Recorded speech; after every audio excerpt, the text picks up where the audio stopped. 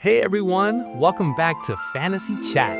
I'm Xander, and I'm here with my fantastic co-host Ady.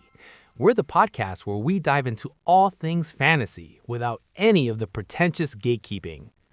Hey there! I'm Ady, and whether you're brand new to fantasy or you've been reading it your whole life, this is your cozy corner of the internet to learn and geek out about the genre we absolutely adore. Today we're talking about something really fascinating, fantasy literature's golden age, and this idea of post-World War II magical escapism.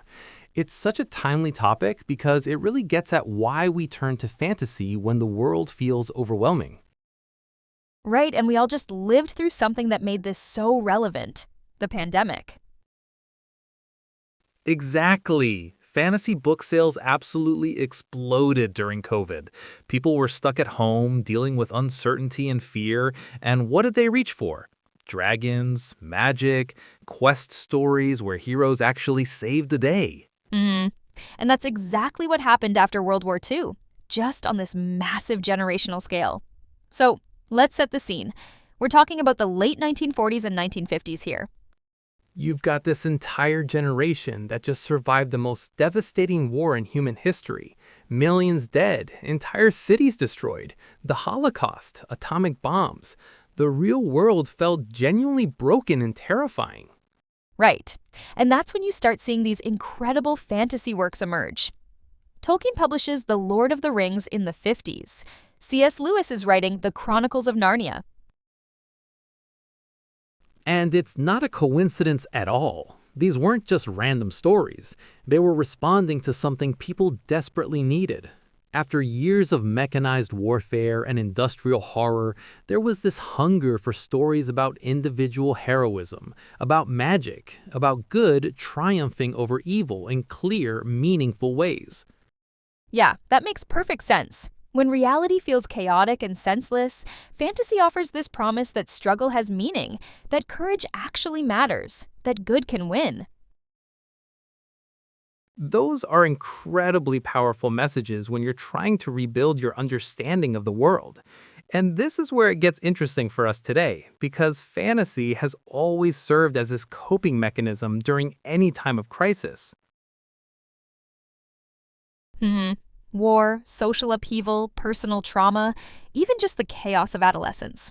Adolescence is such a perfect example. You're dealing with this internal upheaval. Everything feels dramatic and overwhelming. And then you discover fantasy, and suddenly there's this world where your feelings are validated on an epic scale. Exactly, like maybe I'm not literally fighting a dragon, but I'm fighting something that feels just as big and scary to me. Right. And seeing heroes overcome impossible odds, that's incredibly comforting and empowering. So let's talk about how fantasy actually helps us cope, because there's some really fascinating stuff here. Yeah, first, there's this element of control.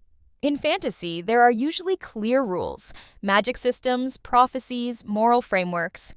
When your real life feels unpredictable and chaotic, there's something so soothing about a world where there are actual rules, where actions have clear consequences, where you can understand how things work.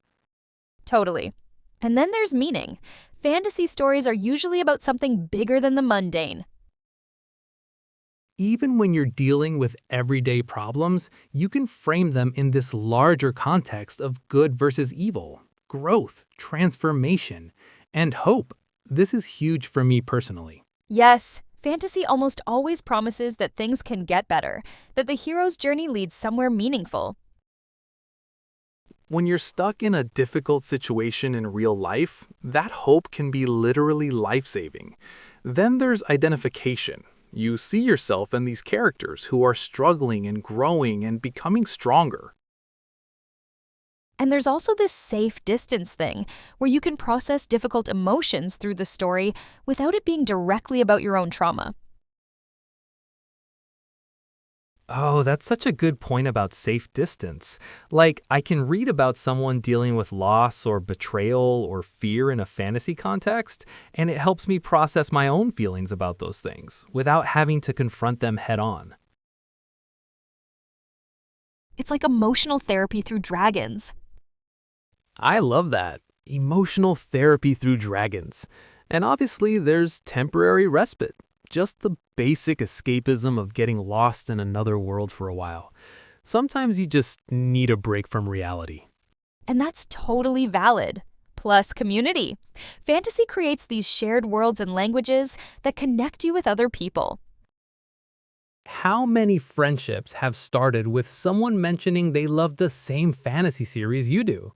Some of my closest friendships are built on bonding over fantasy books. Right. There's something about sharing these imaginary worlds that creates real intimacy between people.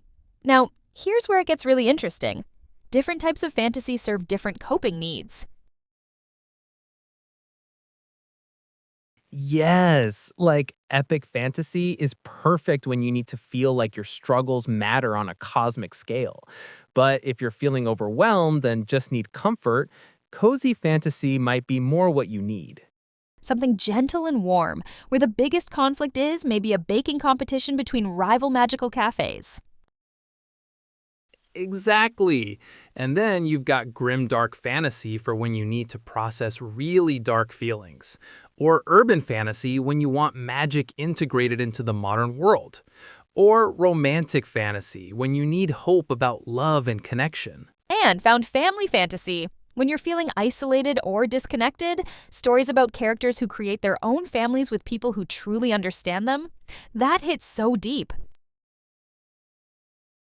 Found family is probably my favorite trope for exactly that reason.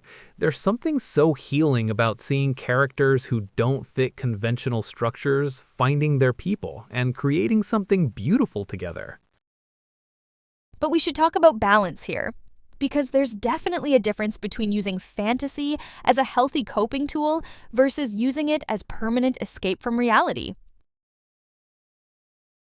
Yeah, that's really important. Fantasy can be incredibly healing and supportive, but if you're using it to completely avoid dealing with real-world problems or responsibilities, that becomes problematic. The healthy approach is more like you read fantasy to process emotions, gain perspective, find hope and strength, and then you bring those insights back to your real life. It's a resource, not a replacement. Exactly. And honestly, I think fantasy often makes us better at dealing with real life. It models resilience. How many fantasy protagonists go through absolute hell and keep going? That's inspiring when you're facing your own challenges. And emotional catharsis. You get to experience and process big emotions through the story. Plus, it expands empathy by letting you experience different perspectives. And it maintains wonder. I think this is so underrated. Fantasy keeps alive this sense that the world can be magical and mysterious and full of possibilities, even when daily life feels mundane or difficult. Yes, and it gives permission to hope. Like, if Frodo can make it to Mount Doom, if Harry can defeat Voldemort, then maybe I can get through whatever I'm dealing with. Let me get personal for a second. I discovered fantasy during a really difficult period in high school. I was dealing with some family stuff, feeling completely isolated, and I just felt so powerless. Hmm. Then I read my first epic fantasy series, and suddenly I had this whole vocabulary for courage and resilience that I didn't have before. It didn't solve my problems, but it gave me models for how to be brave. Yeah, that really resonates. For me, fantasy was huge during college when I was dealing with anxiety and imposter syndrome, reading about characters who felt out of place but found their strength and their people. That kept me going through some really tough times. It's like having a roadmap for how to be brave when you don't know how. And that's the thing. Fantasy doesn't solve your problems for you, but it can give you the emotional resources to keep going. To believe that growth and change are possible. To remember that you're part of something larger than yourself. And I love that this goes all the way back to those post-World War II readers. They were dealing with trauma on this massive scale, and fantasy helped them imagine a world where healing and rebuilding were possible. We're still doing that today, whether it's a pandemic, political upheaval, personal loss. Right, fantasy continues to offer that same promise of meaning and hope. I think there's something beautiful about the fact that the Golden Age writers were processing their own trauma by creating these healing stories. And now, decades later, their work is still helping people cope with different but equally real challenges. It's like this ongoing conversation across generations about resilience and hope. And the power of story to help us make sense of difficult experiences. That's why fantasy endures and keeps evolving. Each generation faces new challenges and creates new fantasy that speaks to their specific needs. But the core function remains the same, helping us process, cope, and imagine better possibilities. So whether you're reading Tolkien or the latest cozy fantasy or some intense grimdark epic, you're participating in this ancient human tradition. Using story to make sense of chaos and find reasons to keep going.